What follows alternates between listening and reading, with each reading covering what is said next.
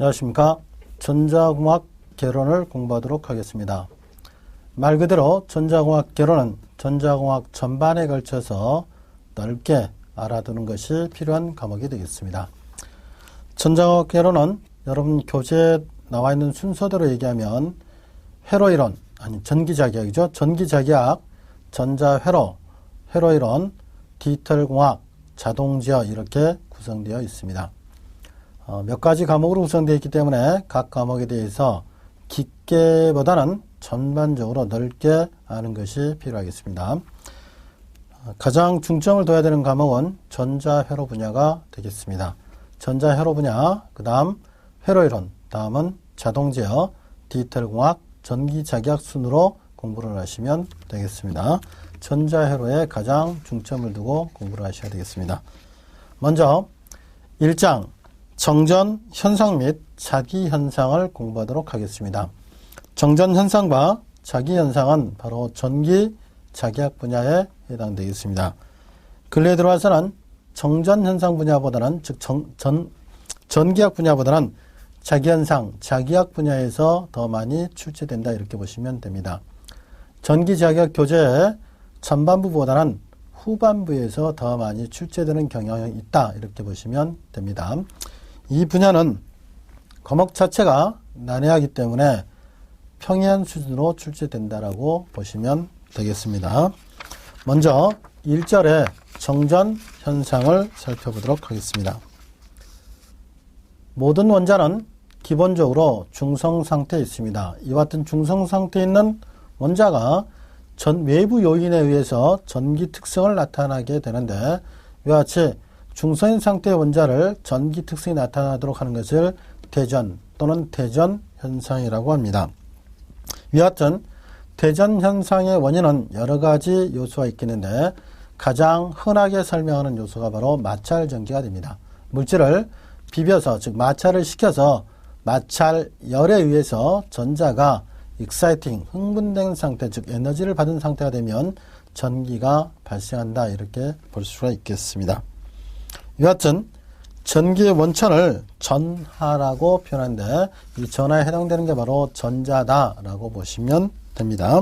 그래서 전하가 가진 전기량을 전하량으로 표현하는데 라지 Q 또는 스몰 Q라고 표현합니다. 단위는 쿨롱을 사용한다라고 보시면 되겠습니다. 전하를 띤 물체를 일반적인 전하를 띠지 않는 물질에다가 가까이 되면 그때는 전하를 띠지 않는 물체에 전하가 유기되는데 이때 이 전하가 유기되는 현상을 정전유도라고 표현합니다. 그런데 전하를 띤 물질은 도체고 전하를 띠지 않는 물체도 역시 도체입니다. 도체와 도체 사이에 도체가 아닌 물질, 부도체가 있었겠죠. 그죠? 그래서 몇 가지 간략하게 정리를 하면 제1절이죠. 1절 정전 현상 보시면 먼저 대조에 나와 있고 전하라는 개념이 나옵니다. 전하는 전기적 성질을 지닌 전기적인 성질을 가진 최소 입자를 전하라고 표현합니다. 이 전하에는 두 가지가 있습니다. 양전하와 플러스 극성의 전하와 마이너스 극성의 전하, 음전하 두 가지가 있습니다. 양전하 역할을 하는 게 양성자, 그 다음에 음전하 역할을 하는 게 전자다 이렇게 보시면 됩니다. 전하가 가지는 전기량, 이것을 전하량이랍니다. 라지 Q 또는 스몰 Q라고 표현하고 단위는 쿨롱을 씁니다. 전하량이라고 하는 건 전하가 가진 전기량을 전하량이랍니다. 그래서 전기량과 전하량은 혼용해서 써도 크게 지장은 없습니다. 이때 전자 한 개가 가진 전하량을 E라고 표현합니다. E라고 표현합니다. 그래서 밀칸에 기름방울 실험을 통해서 E는 약 1.602 곱하기 10의 -19승 쿨롱이다 이렇게 측정을 했습니다. 전자 한 개가 가진 전하량은 E라 그러고 1.602 곱하기 10의 -19승 쿨롱이다. 양성자 한 개가 가진 전하량도 역시 1.602 곱하기 10-19 쿨롱에 해당이 됩니다. 다만 양성자가 가진 전기량은 플러스로 표현하고 전자가 가진 전기량은 마이너스로 표현한다. 이것만 차이가 있다고 보시면 됩니다. 원자 내부에 존재하는 양성자의 숫자와 전자의 숫자가 같기 때문에 양성자와 전자 숫자가 같고 각각의 가진 전기량이 같고 크기는 같고 부호가 반대이기 때문에 원자 내부는 전기량을 합하면 0이 나오기 때문에 중성 상태다라고 보시면 되겠습니다. 전자 하나가 요만큼 가지고 있기 때문에 전자 2개라면 이거의 2배, 전자 3개라면 요거의 3배, 전자 n개면 전자 n개가 가진 전하량이면 n개니까 n 곱하기 2가 되겠죠. 그래서 Q는 n 곱하기 2와 같이 표현을 합니다. Q는 n 곱하기 2 이와 같이 표현을 한다. 따라서 1쿨롱이라면 n 곱하기 2가 1쿨롱 됐으니까 n은 어떻게 될까요? 2분의 1이 되겠죠. 그러면 얘를 집어넣으면 약 6.24 곱하기 10의 18승계. 그러니까 전자 6.24 곱하기 10의 18승계, 즉 약 624경계. 624경. 우리나라 단위는 10의 4제곱 단위로 단위가 바뀌죠. 4개면 만, 8개면 억, 12개면 조, 16개면 경이죠. 그래서 전자가 624경계가 모여야 1쿨롱이 되니까 1쿨롱 엄청나게 큰 전기량이다. 이렇게 보시면 됩니다. 물질은 크게 도체와 부도체로 나눠집니다. 전기 입장에서는 도체와 부도체로 나눠진다. 도체는 전기가 잘 통하는 물질입니다. 즉 다시 얘기해서 자유전자가 많은 물질이 많다. 자유전자가 많은 물질이 도체, 자유전자가 거의 없는 물질이 부도체에 해당이 된다. 이렇게 보시면 됩니다. 부도체는 다른 말로 하면 유전체 또는 절연체라고 표현을 합니다. 유전체 또는 절연체라 한다. 반도체는 다음 2장에서 공부를 하겠지만 2장, 3장이던가요? 3장에서 공부를 하겠지만 반도체는 도체와 부도체의 중간적인 성질, 즉 다시 얘기해서 외부 조건에 따라서 도체의 특성을 가질 수도 있고 외부 특성에 따라서 조건에 따라서 부도체의 특성을 가질 수 있다. 즉 다시 얘기해서 외부에서 환경을 어떻게 조성하느냐에 따라서 전기가 잘 통할 수도 있고 외부에서 환경을 어떻게 조성하느냐에 따라서 전기가 안 통할 수도 있는 물질을, 잘 안 통하는 물질을 반도체라 한다. 이렇게 보시면 됩니다. 그러면 여기에 전하량이 나타나는 이와 같은 대전도체, 전기 특성이 나타나는 대전이라고 하는 것은 중성의 입자가 전기 특성을 나타낼 때를 대전이라고 합니다. 이 대전 입자를 어떤 중성인 입자, 도체, 얘도 도체고 얘도 도체죠. 도체와 도체 사이에 부도체가 들어있습니다. 부도체를 유전체라는 이유는 바로 정전, 유도를 일으킨다. 정전이라고 하는 전하가 움직이지 않는다는 뜻이죠. 그래서 부도체가 있다, 유전체가 있다고 보시면 됩니다. 그러면 이 유전체 플러스에 의해서 지금 뭐냐면 여기는 플러스와 마이너스가 전기적으로 중성 상태인데 플러스에 의해서 마이너스가 이쪽으로 나타나게 됩니다.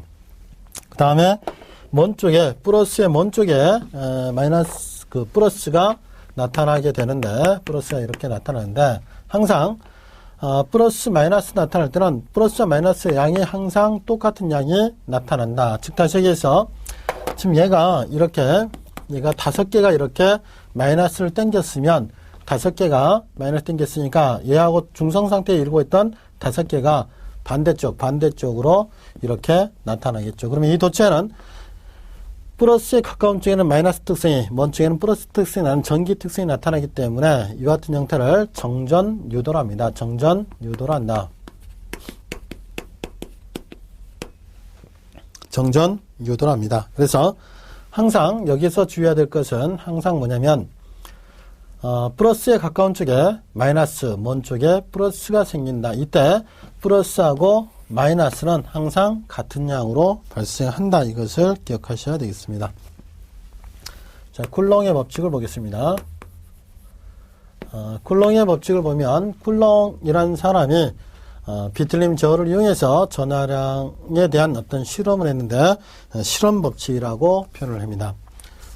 지금 공간상에 2개의 점전하가 존재한다. 전하가 점의 형태로 존재한다고 가정을 합니다. 이때 위쪽 전하를 Q1, 이쪽 전하를 Q2라고 표현하고 전하의 중심에서 중심까지의 거리를 Rm라고 표현합니다. 그러면 이 두 개 사이에는 힘이 작용한다. 첫 번째 힘이 작용하는데 힘은 거리의 제곱, 거리의 제곱에 반비례한다. 거리의 제곱에 반비례하는 형태로 나타난다. 그 다음에 전하량의 곱, Q1 곱하기 Q2 전하량의 곱에 비례하는 형태로 나타난다. 극성이 같으면 밀고 다르면 당긴다. 이와 같이 되고 그 다음에 가상의 직선 두 점전을 이루는 가상의 직선 방향으로 전 힘이 작용한다. 그러니까 이 두 개의 점전을 이렇게 가상의 직선을 이루죠. 이 방향으로 이렇게 서로 당기거나 이렇게 서로 밀거나 이와 같은 형태가 나타난다 이거죠. 그래서 이때 작용하는 힘은 비례하기를 거리의 제곱에 반비례하고 전하량의 곱에 비례한다 위와 같이 되어 있죠. 이때 비례계수만 찾으면 되는데 이 비례계수가 자유공간에서는 4파이 입실론 제로분의 1 이렇게 나타난다. 입실론 제로라는 것은 자유공간의 유전율로서 얘는 자유공간의 유전율입니다. 자유공간의 유전율이다. 유전율로서 36파이분의 1 곱하기 10의 마이너스 9제곱에 해당된다. 따라서 4파 입실론 제로분의 1은 9 곱하기 10의 9승이 되겠죠. 그죠? 그리고 요놈의 단위는 뉴턴이다. 이렇게 보시면 됩니다. 쿨롱의 법칙이 이와 같이 주어졌네요. 여기에서 이제 우리가 보면 만약에 Q1, Q2가 Q로 왔다라면 F는 4파의 입실론 제로 분의 1 곱하기 R제곱분의 Q의 제곱 이와 같이 되겠죠. 첫 번째 이와 같이 볼 수가 있고 두 번째는 만약에 이랬을 경우에 거리를 구하라는 문제로 나오겠죠. 그러니까 뭐냐면 힘 주고 그죠? 그 다음에 전하량 준 다음에 거리 구해라 그러면 거리는 얘하고 맞바꿔주면 되고 제곱 있으면 루트 치하면 되겠죠. 4파이 입실론 제로분의 1 곱하기 F분의 Q의 제곱 이와 같이 될 것 같습니다. 그 다음에 또 하나 뭘 낼 수 있냐면 여기에서 Q 낼 수도 있겠죠. F 내고 R 내고 그러면 Q는 어떻게 구해요? 다 넘어가면 되죠. 그죠? 그러니까 지금 F분의 얘 같은 경우는 4파이 Q는 루트 4파이 입실론 제로 R제곱 F 이와 같이 되겠죠. 그죠? 자, 이와 같이 된다. 이때 이제 우리가 이런 걸 한번 정의해 볼 수 있으면 어떤 걸 정의했었냐면, F가 9 곱하기 10의 9승 뉴턴이다. F가 9 곱하기 10의 9승 뉴턴이고, 거리 R이 1m다. 이때 Q가 얼마냐라고 물어보면, Q가 얼마일까요? 그러면 Q는 4파 입실론 제로분의 1이 9 곱하기 10의 9승이니까 4파 입실론 제로는 9 곱하기 10의 9승 위와 같이 되겠죠. 그러면 4파 입실론 제로가 4파 입실론 제로분의 1이 9 곱하기 10의 9승이니까 4파 입실론 제로는 9 곱하기 10의 9승분의 1 이와 같이 돼야 되겠죠. 그 다음에 R제곱의 1제곱 곱하기 F가 9 곱하기 10의 9승이면 이 값은 얼마 나와요? 이 값이 1이 나오죠. 1쿨롱이 나온다. 그래서 1쿨롱의 정의가 바로 이겁니다. 1쿨롱이라고 하는 것은 두 개의 점전하가 있다. 똑같은 전하가 있다. 얘도 Q고 얘도 Q로 똑같다. 똑같은 전하가 있는데 이 똑같은 전하 사이에 중심 사이 거리는 1m다. 1m. 똑같은 전하니까 당연히 극성이 같아서 서로 미는 힘이 작용하겠죠. 이때 미는 힘의 크기가 얼마냐면 10의 9승 뉴턴이다. 이때 이런 조건을 만족한다면 요 전하량을 얼마나 정의해? 1쿨롱이라고 정의하겠다. 이렇게 보시면 됩니다.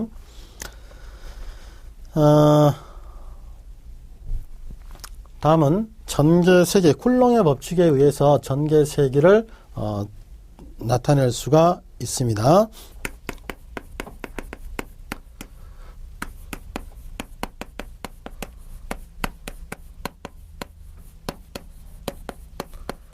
전개라고 하는 건 전하에 의해 전기적인 힘이 미치는 영역, 이것을 전개라 합니다.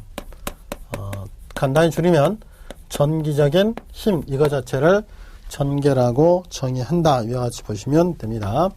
전개의 세기는 단위 점전하, 단위 정전하, 정전하에 미치는 힘이다. 정전하에 미치는 힘 이것을 전개의 세기로 정의합니다. 다시 얘기해서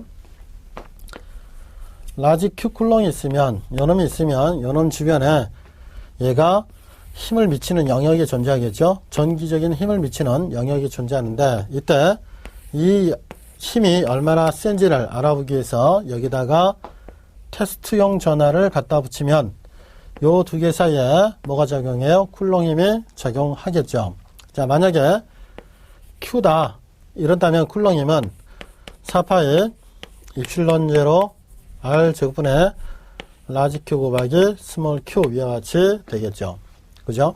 그런데 여기에서 전개 세기라고 하는 건 뭐냐면 전개 세기라고 하는 것은 얘가 얼마일 때? 1일 때다. 그죠? 얘가 1일 때니까 어떻게 해야 될까요? 얘가 1이 된다라고 하는 것은 얘를 Q로 나눠주면 1이 되겠죠. 그죠? 그러면 1쿨롱에 작용하는 힘이니까 여기도 어떻게 해야 돼요? Q로 나눠주면 얘가 1이 된다는 얘기죠. 근데 수식의 변형이 맞추려면 여기도 1로 나눠줘야 되겠죠. 그래서 전개 세기라고 하는 것은 단위 정전하에 미치는 힘으로써 F 나누기 Q 이와 같이 된다. 그래서 얘가 4파의 입실론 제로 R 제곱분의 라지 Q. 그래서 라지 Q 쿨롱에 의해서 1쿨롱의 전하에 미치는 힘이 얼마냐라고 물어보면 위와 같은 형태로 계산할 수가 있다는 거죠. 그래서 여기서 보면 힘과 전개 사이의 관계는 F는 Q 곱하기 2다 이렇게 표현할 수가 있겠습니다. 다음은 전속이라는 개념을 살펴보도록 하겠습니다. 전속은 전기력선의 묶음, 전기력선의 묶음을 전속이랍니다. 전기력선의 묶음이다. 그러면 전기력선이라고 하는 건 뭐냐? 전기적인 힘을 표시한 가상의 선을 전기력선이라고 합니다. 가상의 선 이것을 뭐라 그래요? 전기력선이라 한다 이렇게 보시면 되겠습니다. 전기력선의 묶음을 전속이라 하는데 전기력선이라고 하는 건 뭐냐? 전기적인 힘을 표시하는 거다. 즉 전기적인 힘 이 자체를 표현한 것이다 이렇게 보시면 되겠습니다. 그죠? 그러니까 전하가 있으면 라지 Q 쿨롱의 전하가 있으면 예로부터 여기에 힘이 미치는데 이 힘을 미치는 이렇게 가상의 선으로 표현해라. 그러면 이놈을 전기력선이 한다. 근데 지금 여기 보면 전속은 전기력선하고 전기적인 힘을 표시한 거죠. 전기적인 힘을 표시한 것이다. 근데 전개라고 하는 것은 전기적인 힘이 미치는 영역이다. 즉 점전하에 미치는 전기적인 힘이죠. 힘을 나타내는 거니까 결과적으로 전기력선과 전개는 같다 이렇게 생각하셔도 됩니다. 그러니까 요놈 자체가 이 전기력선이 바로 전개를 나타낸다. 이 전개를 묶어놓은 게 바로 전속이다. 전속이고 이 전속에 대해서 전속 밀도라고 하는 것, 전속 밀도라고 하는 것은 단위 면적을 통과하는 단위 면적을 통과하는 전속이다. 단위 면적을 통과하는 전속을 전속 밀도라고 표현을 한다. 이렇게 보시면 되겠습니다. 그래서 먼저 보면 전속이라고 하는 것은 뭐냐면 전속은 뭐냐면 전하량과 같습니다. 전하량에 의해서 힘이 나오니까 전속과 전하량은 같습니다. 전하량 같다. 그런데 이 전속을 면적으로 나누면 전속 밀도가 됩니다. 전속이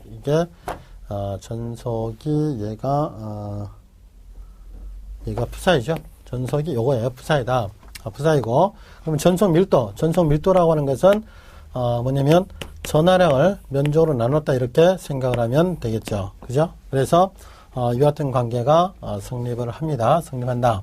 그래서 전속 밀도는 전하량을 면적으로 나눈 것이다. 즉 다시 얘기해서 원래는 정확한 개념은 전속을 면적으로 나눈 개념이다. 이렇게 보시면 되겠습니다. 그래서 지금은 간단하게 나누기로 표현하지만 이것이 바로 뭐냐면 미분 형태로 표현되고 그러면 Q는 D 곱하기 S가 되는데 적분 형태로 표현돼야 되겠죠. 뒤에 나오면 그때 다루도록 하겠습니다. 그래서 전속 밀도의 정의를 보시면 여러분 교재에 나와 있습니다. 전체 전속을 면적으로 나눈 것으로서 점자나 또는 구 표면을 뚫고 들어가는 전속 밀도는 Q곱 나누기 4파이 R 제곱이다. 어떻게 된다고요? 구의 표면 전체 뚫고 나오는 구 내부에 얘가 이 내부에 전하는 Q가 있으면 전하는 Q로부터 이렇게 전속이 뚫고 나오는데 뚫고 나오면 그럼 단위 면적당 통과한 뭐냐면 전속을 구해라. 그러면 전체 Q를 단위 면적당으로 구하려면 4파이 R제곱으로 나눠줘야 이게 전속 밀도가 되겠죠. 그죠? 자, 그런데 여기에서 여기에 지금 입실론 제로 전속 밀도 얘가 이와 같이 된데 연호하고 봅시다. 4파이 입실론 제로 R제곱분의 Q가 있었죠. 그죠? 요 Q가 있었는데 여기 전개죠. 그죠? 요 전개에다가 입실론 제로 곱하면 여기다 입실론 제로 곱하면 어떻게 돼요? 입실론 제로 곱하면 얘가 되겠죠. 그죠? 여기가 입실론 제로 곱하면 없어져서 연원 나오죠. 그러니까 전속 밀도와 전개 사이의 관계는 입실론 제로 곱하기 2의 관계가 있다라는 것을 알 수가 있습니다. 그런데 사실은 여러분 교재에 보면 전속 밀도 이와 같이 나와야 되는데 어떻게 표현했냐면 이렇게 표현해 놨죠. 전속 밀도하고 전개 사이의 관계는 이와 같이 되더라. 전속 밀도와 전개 사이의 관계를 나타내는 이와 같은 형태를 무엇이라면 여기에서 얘를 유전율이라 표현합니다. 유전율을 한다. 유전율. 이 유전율이라고 하는 것은 입실론 굉장히 복잡한 숫자이기 때문에 우리가 일반적으로 이와 같은 형태로 표현합니다. 입실론 제로는 자유공간 진공의 유전율입니다. 얼마냐면 36파이분의 1 곱하기 10의 마이너스 9승에 해당이 된다. 그런데 어떤 물질의 유전율이라고 하는 거, 어떤 물질의 유전율은 그 물질의 자유공간에 비해서 몇 배냐. 그러니까 입실론 R이라고 하는 것은 입실론 제로분의 입실론이죠. 그러니까 어떤 물질의 유전율이 자유공간에 몇 배냐 이렇게 표현하는 것을 비유전율, 유전율의 비란 얘기죠. 또는 유전상수라고 표현합니다. 유전상수라고 표현하는데 이때 이 값을 우리는 이제 외워 두셔야 되겠습니다. 그래서 얘가 입실론 제로분의 입실론 자유공간에 비해서 몇 배인가를 나타내는 유전상수이다라고 보시면 되겠습니다. 자유공간에서는 그러니까 요놈이 성립하겠죠. 자유공간에서는 얘가 성립하고 일반적인 매질에서는 이것이 성립된다 이렇게 보시면 되겠습니다. 다음은 전위를 한번 보겠습니다. 전개 중에서 일쿨랑 전개니까 전기의 힘이 미치는 영역이라는 얘기죠. 이 전기의 힘이 미치는 영역에서 1쿨롱의 전하를 옮기는데 필요한 에너지, 이것을 전위라고 정의합니다. 에너지. 그래서 뭐냐면 전위는 인티그랄 마이너스 2도트 dl이다 이렇게 표현할 수가 있습니다. 전위는 마이너스 2도트 dl이고 그럼 점전에 의한 전위는 어떻게 되느냐? 4파의 입실론 제로 R분의 Q 이와 같은 형태로 구할 수 있다 이렇게 보시면 되겠습니다. 그래서 얘가 스칼라 형태로 표현하면 V는 2 곱하기 거리 이와 같은 형태로 표현할 수 있기 때문에 4파의 입실론 제로 R 제곱분의 Q 이게 점전에 의한 전개였었죠. 여기다 얼마를 곱해? R을 곱하면 전미가 된다 이렇게 기억을 하시면 되겠습니다. 그 다음에 전위차라고 하는 두 지점의 전위의 차다 이렇게 보시면 되겠습니다. 그 다음에 이제 정전 용량이라고 하는 거 한번 살펴보도록 하겠습니다. 정전 용량이다. 정전 용량이라고 하는 것은 바로 뭐냐면 외부에서 전위를 걸어주면 1쿨롱의 전화 이동시킬 때 필요한 에너지를 했으니까 전화가 이동해 오겠죠. 그런데 여기에 도체판을 만들고 면적이 S인 도체판, 그 다음에 이 도체판을 여기서 똑같은 면적을 가지고 이와 같이 도체판과 도체판의 간격은 간격 T, 여기에 유전체를 집어넣을 거예요. 유전체를 집어넣겠다. 그러면 얘가 계속해서 전하를 이동시키니까 여기에 전하가 오겠죠. 전하가 와서 축적이 되겠죠. 그죠? Q쿨롱의 전하가 축적이 된다. 그런데 축적이 되는데 여기에서 더 이상 갈 수가 없죠. 갈 수가 없다. 그러면 이때 이 축적되는 용량, 축적되는 양은 Q는 축적되는 양은 가해준 전압에 비례하겠죠. 이때 비례 상수를 뭐라 하냐면 커패시턴스 정전 용량이라고 합니다. 정전 용량이라고 한다. 도체와 도체 사이 유전체가 있는 이와 같은 형태의 구조를 커패시터 또는 콘덴서를 합니다. 콘덴서를 한다. 콘덴서를 하는데 여기서 우리나라 말로 하면 용량기라고 번역을 하면 됩니다. 그 다음 커패시턴스는 정전 용량이라 한다. 이때 축적되는 전하량이라고 하는 것은 가해준 전압에 비례하는데 그때 비례 상수를 뭐라 그래? 정전 용량이라고 하겠다. 이와 같이 보시면 됩니다. Q는 CV니까 V는 C분의 Q가 된다. 이것을 기억하시면 되겠습니다. 그 다음에 요놈의 그러면 C의 단위는 뭘 쓰냐? C의 단위는 페럿을 쓴다. 페럿을 쓴다. 이렇게 보시면 되겠습니다. 이때 C 값은 D분의 이필론 S 이와 같은 형태로 표현할 수가 있습니다. C분의 정전 용량은 간격분의 유전율 곱하기 면적 이와 같은 형태로 표현한다는 것을 기억하시면 되겠습니다. 그 다음에 콘덴서에서 에너지, 커패시터에서의 축적되는 전기 에너지 같은 경우에 있어서는 에너지 W는 2분의 1 곱하기 에너지는 2분의 1 곱하기 C분의 V의 제곱 이와 같은 형태로 표현할 수가 있습니다. 단위는 2분의 1 곱하기 QV, 2분의 1 곱하기 QV 이와 같이 되고 요놈은 2분의 1 곱하기 CV의 제곱, 요놈은 2분의 1 곱하기 C분의 Q의 제곱 이와 같은 형태로 표현할 수 있다라는 것을 기억하시면 되겠습니다.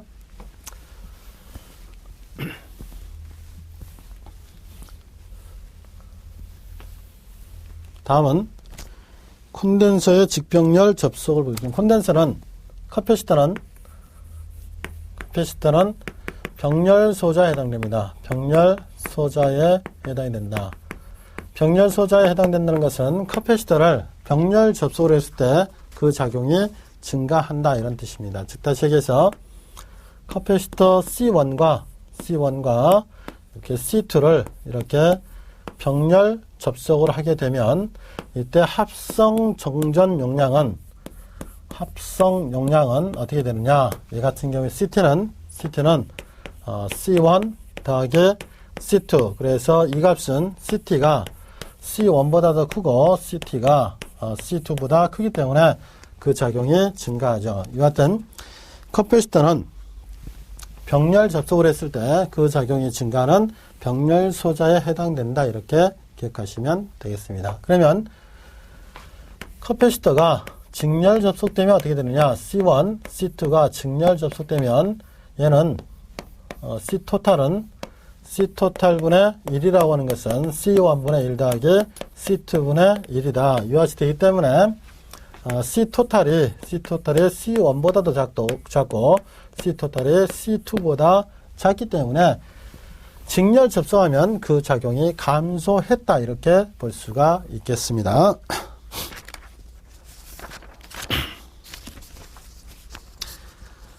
지금까지 정전 현상에 대해서 간단히 살펴봤습니다. 이제는 자기 현상으로 넘어가도록 하겠습니다. 자기는 자석에 관한 자석의 힘을 자기로 합니다. 이 자기 현상에 대해서 살펴보도록 하겠다.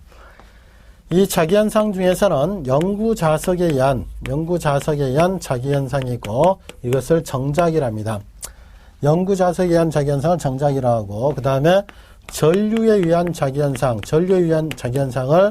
시변작이랍니다. 시변작이 동작이라고 표현을 합니다. 주로 자기현상은 영구 자석에 의한 것보다는 전류에 의한 자석이 많이 출제된다. 이렇게 보시면 되겠습니다. 그러면 여기에서 먼저 자성이라고 하는 것은 철편을 끌어당기는 성질, 끌어당기는 성질을 자성이랍니다. 자성.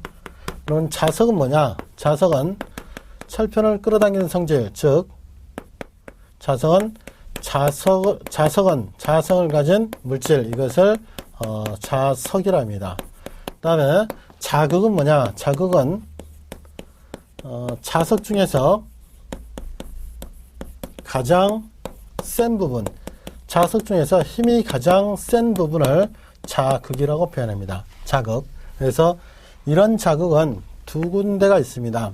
두 군데가 있어서 한쪽을 플러스, 한쪽을 마이너스, 플러스 자극, 마이너스 자극 이와 같이 표현하는데, 플러스 자극을 N극이라고 하고 마이너스 자극을 S극이라고 표현합니다. 이때 전하가 가진 전기량을 전하량으로 하듯이 자극이 가진 자극이 가진 자기량을 자극량이라고 합니다. 전기량은 전기라는 힘의 세기 정도를 표현한 것이고, 자기량이라고 하는 것은 자석의 힘의 세기 정도를 표현한 것이다. 이렇게 보시면 됩니다. 그래서 이와 같은 자극은 M이라고 표현하고 단위는 웨버를 씁니다. 웨버를 쓴다. 이때 여기에서도 전기에서 쿨롱의 법칙이 성립하듯이 자기에서도 쿨롱의 법칙이 성립됩니다. 그러니까 공간상에 M1이라는 자극과 M2라는 자극이 거리 Rm 떨어진 지점에 존재한다면 역시 힘은 작용을 하기를 거리의 제곱에 반비례하고 자극량의 곱에 비례를 한다. 그 다음에 극성이 같으면 밀고 다르면 당기고 작용하는 방향은 두 개가 이룬 가상의 직선 방향으로 작용을 한다. 이렇게 보시면 되겠고, 이때 비례 계수는 4파이 μ0분의 1이다. 이렇게 보시면 됩니다. 단위는 뉴턴이다. 여기서 μ0라고 하는 것은 자유공간의 투자율, 자유공간의 투자율이다. 자유공간의 투자율을 나타내는 것으로서 4파이 곱하기 10의 마이너스 7제곱에 해당이 된다. 전기에서 입실론 제로 곱하기 입실론 R 이와 같이 표현되듯이 뮤도 역시 μ0 곱하기 μR로 표현된다. 이렇게 기억을 하시면 되겠습니다. 그러면 자개색이라는 내용이 있겠죠. 쿨롱의 법칙이 나오니까, 전기에서 쿨롱의 법칙이 나오니까 전개가 나왔죠. 그런 것처럼 자기에서도 쿨롱의 법칙이 나온다면 자개세기가 나와야 되겠죠. 그죠? 자극에 의해 자기적인 힘이 미치는 영역이다. 미치는 영역, 이것을 자개라 합니다. 즉 다시 얘기해서 자기적인 힘 그 자체가 바로 자기다. 이렇게 보시면 되겠고, 그러면 자기력선이라고 하는 것은 자기적인 힘을 표시한 가상의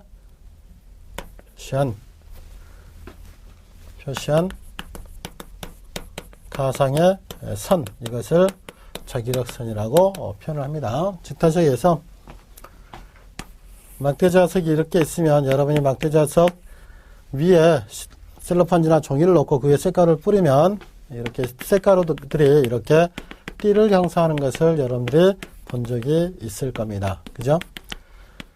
이와 같이 띠를 형성하는데 이 띠가 바로 자석에 힘이 미치는 것을 나타내는 가상의 선, 자기력선이 된다. 이렇게 보시면 되겠습니다. 그 다음에 자개색이라고 하는 건, 자개세기는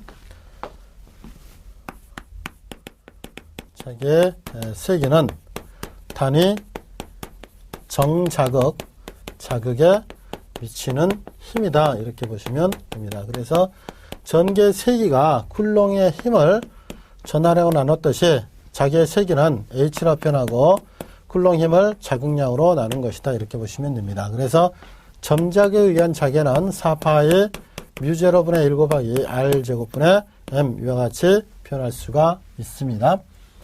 얘는 암페어 퍼 미터 이와 같이 표현한다. 그 다음에 그래서 F는 M 곱하기 H 이와 같은 형태로 표현할 수가 있겠네요. 다음은 자속을 볼까요? 자속은 자기력선 자기력선의 묶음을 자속이라고 표현합니다. 그래서 이거에 대해서 자속 밀도라고 하는 건 단위 면적당 자속, 단위 면적당 면적당의 자속이라고 한다. 그래서 자속이 파이면 파이를 면적으로 나눈 값이 자속 밀도다 이렇게 보시면 되겠네요. 그래서 이와 같은 자속과 자계 사이 관계는 역시 비례 관계 있는데 이때 뮤 h다 이렇게 보시면 됩니다. 그래서 뮤가 뮤0가 뮤 h니까 자유공간이라면 B는 뮤0 h 이와 같은 형태로 표현할 수 있다는 것을 기억하시면 되겠습니다. 다음은 전류에 의한 자계를 한번 살펴보도록 하겠습니다.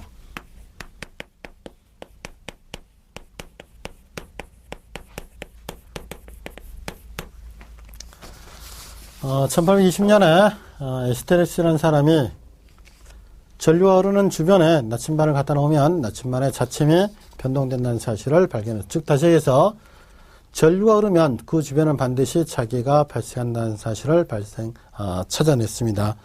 전류가 흐르면 무조건 전류의 종류에 관계없이 무조건 그 주변은 자계가 발생한다. 이것이 바로 뭐냐면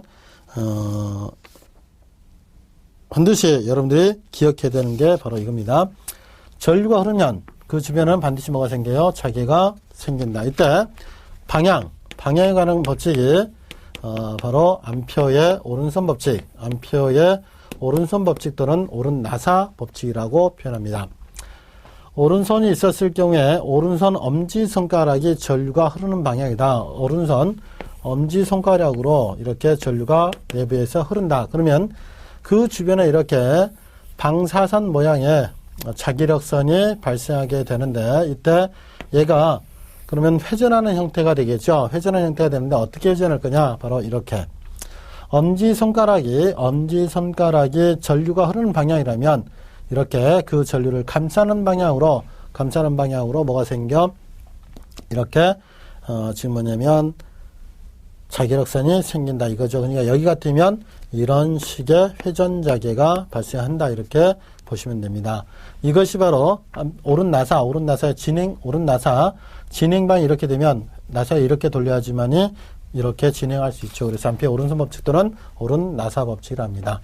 이것은 역도 성립합니다. 어떤 역이 성립하냐면 폐회로를 이루고 있는데 이렇게 폐회로에 이렇게 전류가 흐르고 있다라면 각 지점마다 전류를 감싸는 자계가 생기겠죠. 그러면 전류가 이렇게 되면 요 방향이니까 이렇게 되죠. 그죠? 요렇게 되더라. 그러니까 요 놈은 이렇게 해서 요쪽으로 지금 이렇게 나와야죠. 그죠? 요것도 어떻게 돼요? 전류가 이쪽에서 이렇게 흐르니까 이렇게 돼서 좌우지간 여기서도 이렇게 해서 여름 쪽으로 돌아 나와야죠. 이것도 역시 이렇게 해서 어떻게 돼요? 요렇게 되니까 요렇게 돌아 나온다 이렇게 보시면 되겠죠. 즉 다시 얘기해서 얘가 지금 이 단면을 보면 단면을 어떻게 하고 나와요? 뚫고 나오는 거죠. 지금 전류가 이렇게 흐르니까 뚫고 나온다. 이것을 보면 자 전류가 이렇게 감아 들어가니까 얘가 어떻게 자기가 이렇게 뚫고 나오죠. 요 놈은 전류가 감아지는 방향, 얘가 뚫고 나오는 방향이다. 즉 다시 얘기해서 여기 같으면 전류가 이렇게 직선적으로 흐르니까 감아지는 자계가 발생하죠. 그 다음에 회전 전류면 자계가 관통할 텐데 그 관통하는 방향이 바로 뭐냐요? 엄지손가락 방향에 해당된다. 이것이 바로 자계와 전류의 방향사의 관계를 나타내는 오른손 법칙이다. 이렇게 보시면 됩니다. 여러분 교재 그림 1-8번에 그 같은 내용이 나와 있죠. 전류와 자계의 방향사의 관계를 나타내는 것이다. 그죠? 이때 암페어의 주의 법칙, 암페어의 법칙, 줄여서 그냥 암페어 법칙을 합니다. 암페어 법칙, 암페어의 주의 적분 법칙 또는 암페어의 뭐냐면 주의 법칙이라고 표현을 한다. 암페어는 지금 자계라고 하는 것은 뭐냐면 지금 전류에 의해서 Rm 떨어진 지점에 여기에 자계 있죠. 여기도 지금 자계 있고 똑같은 Rm 떨어진 지점에 자계가 있는데 이 자계를 몽땅 다 이 똑같은 거리 똑같은 거리에 있는 요 지점을 이용해서 이렇게 자기로서 이렇게 발생하죠. 그죠?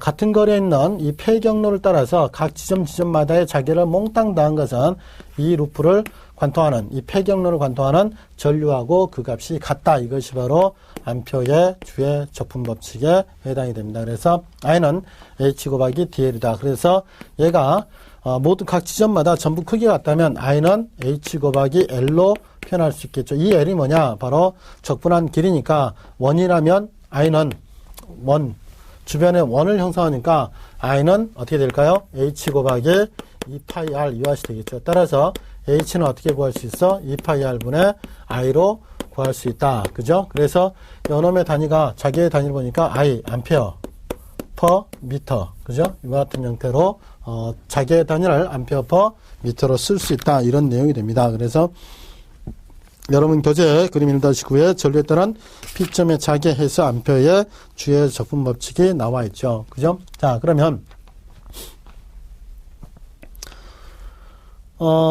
지금 여기에서 보면 만약에 이제 지금 전류가 이렇게 흐르고 있습니다. 이렇게 흐르고 있고 똑같은 전류가 이렇게 있으면 요 주변에 관통하는 자기가 생기겠죠. 그럼 이 자기를 몽땅 더하면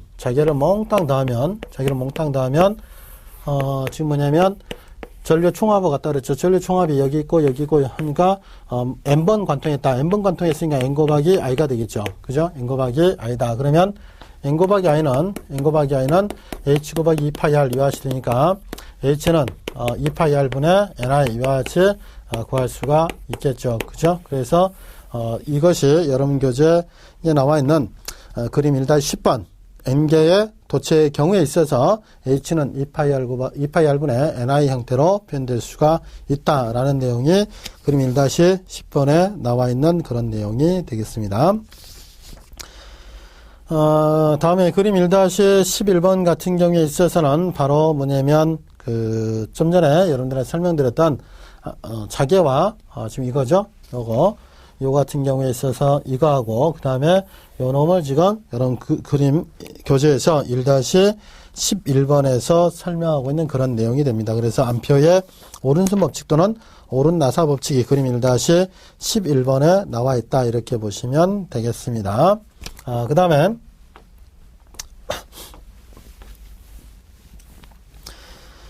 여러분 교재 보시면 그림 1-12번 환상 코일과 그 단면도가 나와 있죠. 그죠? 그 단면도가 나와 있다. 이것은 바로 뭐냐면 지금 이렇게 해서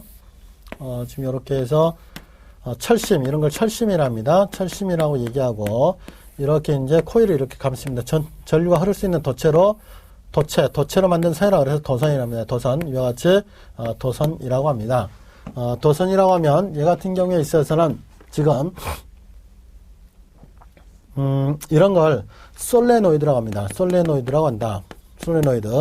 그러니까 지금 이렇게 해서 도선을 감아주는데 이 도선에서 철심을 빼버리면 그때는 코일이라고 그러죠. 코일, 인덕터라고 그래요.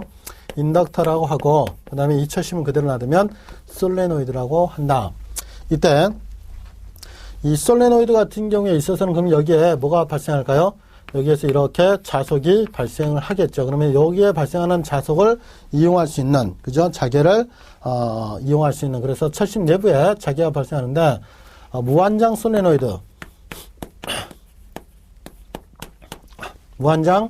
솔레노이드라고 하는 게 존재합니다. 무한장 솔레노이드라고 하는 것은 바로 뭐냐면, 길이가, 요 단면에 비해서 길이가 매우 큰 거, 이것을 무한장 솔레노이드라고 합니다. 이 무한장 솔레노이드 같은 경우는 균일 자개가 분포한다. 그러니까 뭐 여기를 지나가는 자개나 여기를 지나가는 자개나 여기를 지나가는 자개나 어디를 지나가는 자개든 간에 그 값이 같다. 그러니까 균일 분포 자개를 얻고 싶으면 무한장 솔레노이드를 이용하면 되겠습니다. 이때 이 무한장 솔레노이드에서 자개는 H는 L분의 NI 이와 같은 형태로 표현할 수가 있습니다. L분의 NI다. L분의 NI. 여기에서 N은 바로 뭐냐면 권선이 됩니다. 권선이 되고 몇 번 감았느냐? I는 여기에 흐르는 전류값, L은 뭐냐면 코일 전체의 길이가 된다. L분의 NI 이와 같은 형태로 구할 수 있습니다. 근데 환상 솔레노이드라고 하는 건 철심 자체가 이렇게 도난 모양으로 이렇게 되어 있는 것을 환상 솔레노이드, 이런 그림 1-12번 같은 경우가 환상 솔레노이드가 됩니다. 그래서 이런 경우도 이렇게 해서 이렇게 감아 나간다 이거죠. 그래서 이렇게 감아 나간다. 그래서 이렇게 해서 끝나는, 이렇게 끝나는, 여기에서 흘러 들어가기 시작해서 이렇게 전류가 빠져나오는 이와 같은 형태를 환상 솔레노이드라 합니다. 그래서 이와 같은 환상 솔레노이드는 자개가 어디만 존재하면 철심 내부에만 자개가 존재하고 철심 바깥쪽에는 자개가 존재하지 않는다. 이렇게 보시면 됩니다. 이때 이 철심 내부에 생기는 자개는 2πr분의 역시 2πr분의 NI 이와 같은 형태로 발생하는데, 여기서 N은 요거 숫자 몇 번 감았느냐 이거고, I는 뭐냐면 여기에 흘러가는 전류, 그 다음에 R이라고 하는 것은 철심의 중심에서부터 바깥쪽까지, 중심에서부터 중심까지의 반경을 R이라고 표현을 합니다. 중심에서 중심까지, 여기에서부터 요 중심까지의 거리를 R이라고 표현한다. 그때 이제 얘가 위와 같은 형태로 표현할 수가 있다라고 보시면 됩니다. 즉 다시 얘기해서 지금 요런 반경을 경로로 해서 요 각 지점마다 자개 생기죠. 이 자개를 몽땅 다 단 것은 이 자개를 관통하는, 그죠? 요것을 관통하는, 요 폐경로를 관통하는 전류가 있죠. 이 전류가 총합에 해당된다. 근데 전류가 몇 번 관통해요? N번 관통한다. 이런 뜻이 되겠습니다. 그래서 환상 솔레노이드에서의 자개는 H는 2πr분의 NI 이와 같은 형태로 구할 수 있다는 것을 기억하시기 바랍니다. 그 다음에 그림 2-13번 같은 경우에 있어서는 바로 뭐냐면 자석이죠. 영구 자석에 해당되고, 이것은 좀 전에 얘기해드렸던 자속, 자기력선의 묶음을 나타내는 것으로서 자속의 단위는 웨버를 쓴다 그랬죠. 즉 자극량의 단위는 웨버다. 즉 다시 얘기해서 전하로부터 전속이 나오기 때문에 전하와 전속의 크기는 똑같다 그랬죠. 마찬가지로 자극으로부터 자속이 나오기 때문에 자극의 양과 자속의 양은 같다. 따라서 자극의 단위가 웨버를 쓴다면 자속의 단위도 웨버를 써야 된다는 것이 그림 1-13번에서 보여주고 있는 그런 내용이 되겠습니다. 이 시간은 여기까지 해서 마치도록 하고, 다음 시간에는 여러분 교재에서 자기회로 12페이지 자기회로부터 공부하도록 하겠습니다. 수고하셨습니다.